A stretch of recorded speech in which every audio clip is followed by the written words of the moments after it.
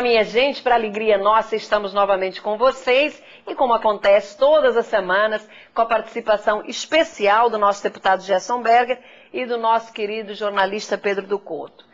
Hoje é domingo de Páscoa e nós não poderíamos deixar de mandar aí o nosso abraço muito especial para a comunidade cristã que celebra o domingo de Páscoa, que significa passagem, como Pêssar para a comunidade judaica. Então, a comunidade judaica, um feliz Pêssar mais uma vez, e a comunidade cristã, uma boa Páscoa também. Mas, Pedro e Gerson, nós vamos falar do nosso país, dos assuntos do dia a dia, e nós aqui sempre costumamos dizer que o lugar, quem faz é o homem através dos seus valores. E onde ele se sentar, sempre será a cabeceira da mesa. E nós queremos nisto nos referir ao nosso presidente Lula, que bem recentemente declarou que a crise mundial toda por que passa a humanidade é culpa dos branquelas de olhos azuis.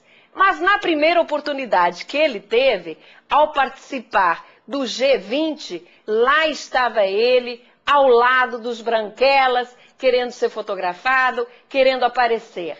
E mais ainda, declarou que estava levando os branquelas no bico, isto para a imprensa brasileira. Como se tudo que ele disse para a imprensa brasileira não acabasse tendo repercussão na imprensa internacional, que achava as suas tiradas muito engraçadas. E numa das suas gabolices, afirmou que era chique o Brasil participar com uma determinada importância junto ao FMI para tirar o mundo da crise. Aliás, uma importância maior do que a doada pela poderosa China. E nós vimos coisas muito curiosas, né? O Obama, que conhece essas gabolices do Lula e a crise que nós vivemos aqui no nosso país, apontar: este é o cara.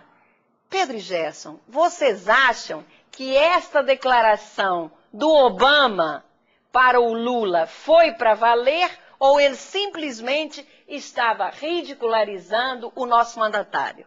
Eu vou acrescentar ao que a Tereza falou agora, começando com uma charge que saiu nos jornais, que mostra o Lula andando num carro que parou no sinal. E se aproximou do carro o menino de rua para pedir uma gorjetinha para ele. E o Lula responde: não posso te ajudar, que mandei o dinheiro todo para o FMI. Então, depois de prometer mandar uma grande ajuda, maior que o da China, ao FMI, cortou no nosso orçamento mais de R$1 bilhão para o combate à violência que está no país. Ele deu lá no G20 uma de pobre soberbo. Mandou divulgar uma fotografia dele sentado ao lado da rainha Elizabeth, dizendo que estava sendo homenageado. E não é verdade. Foi o cerimonial do Palácio de Buckingham que colocou ao lado da rainha, porque ele era o mais antigo mandatário lá presente. Houve até uma piada que disse que quando ele se encontrou com a rainha, ele falou para ela: olá, Beth, tudo bem? E ela respondeu: tudo bem, companheiro. Então, vocês vejam como a coisa está cômica, na verdade, e que não foi revelada. E o Lula esteve também em Catar, com os países árabes, e o presidente do Sudão, que foi condenado pelo Tribunal Internacional à prisão por ter matado mais de 300 mil pessoas em Darfur. E ele foi perdoado pelo mundo árabe. Depois houve um jantar e, de acordo com o protocolo, cabia a ele, Lula, sentar-se ao lado desse assassino, o presidente do Sudão. Depois de certos momentos, ele resolveu se retirar e foi se despedir e deu a mão ao presidente do Sudão.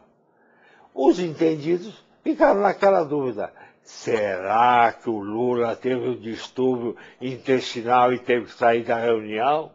Quanto à pergunta que você me fez sobre a opinião do Obama sobre o Lula, o importante que me preocupa é que ele está querendo mostrar que nós somos fortes lá fora e nós temos tantos problemas aqui dentro do país para resolver. Ele poderia dispensar esse empréstimo ao FMI e dar mais para dentro para solucionar os problemas graves da nação. É exatamente isso, Gerson, exatamente isso que transforma a ironia numa reunião do G20 numa certa ironia amarga. Afinal de contas, o Brasil paga os juros mais altos do mundo, inclusive a bancos internacionais. Além disso, empresta ao FMI, um país que tem uma dívida interna de 1 trilhão e 200 bilhões de reais e uma dívida social muitas vezes esse valor. É uma contradição. As aplicações de capital brasileiras devem ser feitas dentro do país, dentro do Brasil, não fora dele. Mas nós estamos falando em governo, Gerson, e não poderíamos deixar aqui de falar numa questão que eu acho que está afligindo a muita gente. Houve recentemente eleições em Israel e houve a composição do novo governo, do novo gabinete. Então, Gerson, eu quero saber o seguinte, a composição deste novo gabinete tranquiliza ou deixa apreensiva a opinião pública mundial? Em resposta à pergunta da Tereza, eu gostaria de escrever uma carta aberta ao novo chanceler de Israel, a Avigdor Lieberman.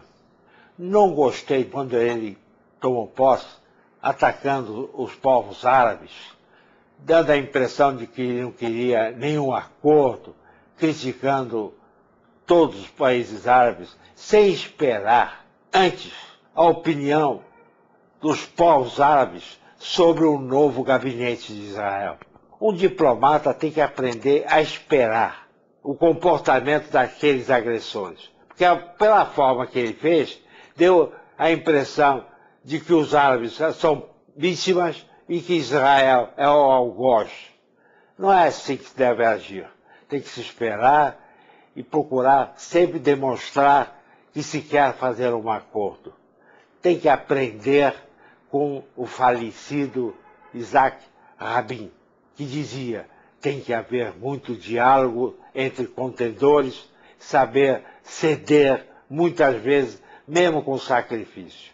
Logo depois das palavras infelizes de Lieberman, Obama declarou que os Estados Unidos não é contra o Islã e que espera que seja constituído o Estado palestino e que viva em harmonia com o Estado de Israel. Minha gente querida, encerrou-se o nosso tempo. Mais uma vez, uma feliz Páscoa à comunidade cristã e à comunidade judaica também. Uma feliz Páscoa, um feliz Pêssar, com muita saúde, com a família reunida. Temos um encontro marcado no próximo domingo, às 12 horas, aqui na CNT, sempre com a presença do nosso deputado Gerson Berger e do nosso querido amigo jornalista Pedro Dupont. Até lá!